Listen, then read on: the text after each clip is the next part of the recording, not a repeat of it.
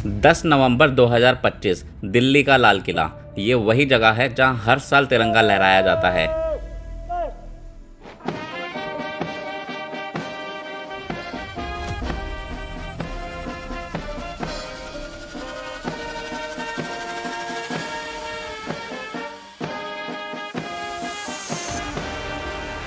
लेकिन आज उसी जगह के पास एक ऐसा धमाका हुआ जिसने पूरे देश की नींद उड़ा दी। लाल किले की सड़क पर खड़ी एक कार कुछ ही सेकंड में आग के गोले में बदल जाती है और आवाज इतनी तेज थी कि आसपास की इमारतें तक कांप उठी।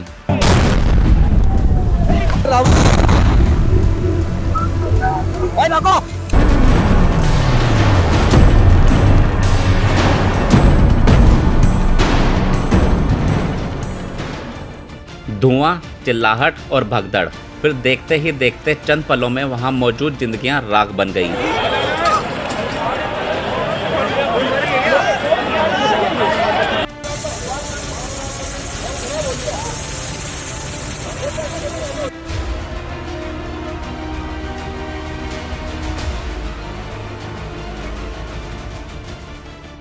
अब ये हमला किस ओर इशारा कर रहा है और क्या है इसकी पूरी कहानी, जानने के लिए जुड़े रहिए। नमस्कार दोस्तों, मैं हूं रवि खरबंदा और आप देख रहे हैं द ओपन फाइल्स। सुबह 8:04 पर फरीदाबाद से एक वाइट कलर की i20 कार जिसका नंबर था HR26C37674 दिल्ली की तरफ बढ़ती हुई बदरपुर बॉर्डर पार करती है। पहली नज़र में ये एक आम गाड़ी लगती है, लेकिन कहानी यहीं से दिलचस्प और डरावनी दोनों हो जाती है, क्योंकि फरीदाबाद वही जगह है जहां कुछ ही दिन पहले एक बड़ा टेरर मॉड्यूल ब्लास्ट हुआ था। अब शक गहराने लगा था कि क्या ये कार उसी नेटवर्क से जुड़ी है। दिल्ली में घुसने के बाद ये गाड़ी दरियागंज, कश्मीरी गेट और सेंट्रल दिल्ली के कई इलाकों में चक्कर लगाती है। अब ऐसे में सवाल उठता है कि क्या ये पुलिस से बचने की कोशिश थी या फिर किसी जगह कुछ प्लांट करने की साजिश। फिर दोपहर के करीब 3:19 पर यह कार सुनहरी मस्जिद के पास की पार्किंग में घुसती है। वहां पहुंचकर लगभग 3 घंटे से भी ज़्यादा शाम 6:22 तक वहीं खड़ी रहती है। और फिर शाम करीब 7 बजे दिल्ली की सड़कें ट्रैफिक से भरी थी, सारे लोग ऑफिस से घर लौट रहे थे। तभी ये कार सुभाष मार्ग पर रेड फोर्ट मेट्रो स्टेशन के गेट नंबर 1 के सामने तेज धमाके के साथ फट जाती है और उस ब्लास्ट में वहां मौजूद सारी गाड़ियों सहित करीब 10 लोग लपेटे में आ जाते हैं।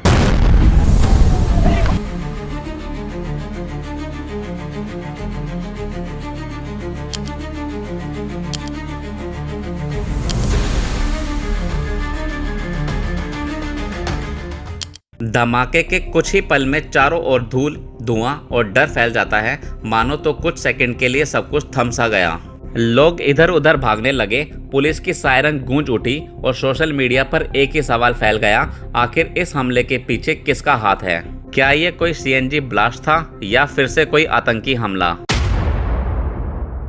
मामले की गंभीरता को देखते हुए दिल्ली पुलिस की टीम सहित फायर ब्रिगेड की टीम तुरंत वहां पहुंच जाते हैं। वहां पहुंचकर उन्होंने देखा जिस गाड़ी में धमाका हुआ वो पूरी तरह जल चुकी थी और अगल बगल की चीजों को भी भारी नुकसान हुआ था। फायर ब्रिगेड ने जल्द से जल्द आग बुझाई और मामले की इन्वेस्टिगेशन शुरू हो गई। बॉम्ब स्क्वाड, फोरेंसिक टीम्स और इंटेलिजेंस एजेंसीज हर छोटी से छोटी डिटेल्स निकालने लगे।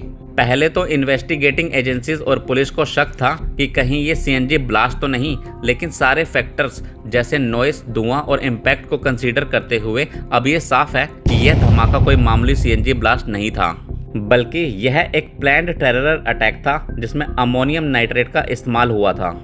और सबसे हैरान करने वाली बात तो यह थी कि इस ब्लास्ट में यूज हुए अमोनियम नाइट्रेट वही एक्सप्लोसिव थे जो हाल ही में हरियाणा के फरीदाबाद में भारी मात्रा में बरामद हुए थे। और रिपोर्ट्स की माने तो ये एक्सप्लोसिव सिर्फ फरीदाबाद में ही नहीं बल्कि जम्मू कश्मीर, सहारनपुर और फरीदाबाद से कई लोगों के पास मिले। पुलिस ने जल्दी ही गिरफ्तारी शुरू की, जिसमें सबसे पहले उन्होंने एक डॉक्टर के भेष में घूम रहे आतंकवादी मुजम्मिल को पकड़ा। और जब पुलिस ने उसके घर की तलाशी ली तो उसके पास एक्सप्लोसिव्स का खजाना था।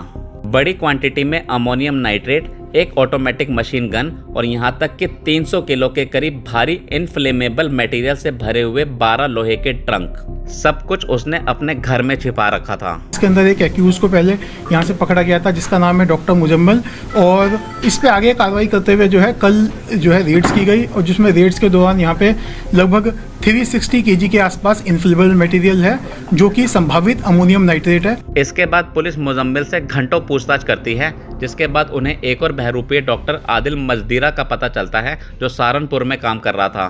पुलिस जल्द ही सहारनपुर से आदिल को भी गिरफ्तार करती है, जिसके बाद उन्हें कुछ और बहरूपीय डॉक्टर्स का पता चलता है। यानी ओवरऑल देखें तो उस एप्रोन के पीछे इन लोगों ने पूरा एक वाइट टेरर इकोसिस्टम बना रखा है ताकि कोई इन पर शक न कर पाए। रिपोर्ट्स के अनुसार अब तक पुलिस 3 केजी एक्सप्लोसिव बरामद कर चुकी है और जांच अभी भी जारी है। अब पुलिस ये पता करने की कोशिश कर रही है कि क्या लाल किले के पास हुआ ये धमाका उसी नेटवर्क से जुड़ा था, अगर हाँ तो क्या ये ब्लास्ट एक ट्रायल था या फिर किसी बड़े प्लान की शुरुआत।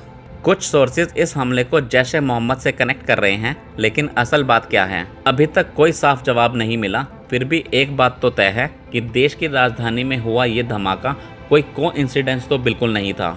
सवाल अब सुरक्षा से कहीं आगे बढ़ गया है, क्योंकि लाल किला सिर्फ एक इमारत नहीं, भारत की पहचान है। ब्लास्ट के बाद लोगों के चेहरे पर खौफ जरूर है, लेकिन साथ साथ गुस्सा भी। मानो तो सब ये पूछ रहे हैं कि क्यों बार बार देश की राजधानी को निशाना बनाया जाता है। आखिर कैसे इतनी सुरक्षा इंतजामों के बावजूद कोई बम से भरी गाड़ी लाल किले के पास खड़ी हो सकती है। अब आपकी क्या राय है इस मामले पर, कमेंट करके जरूर बताइएगा, और वीडियो को अपने दोस्तों को साथ शेयर करके उन्हें भी अपना ओपिनियन शेयर करने का मौका दीजिए। मैं रवि खरबंदा जल्द मिलूंगा आपसे एक और धमाकेदार वीडियो में। तब तक के लिए देखते रहिए द ओपन फाइल्स।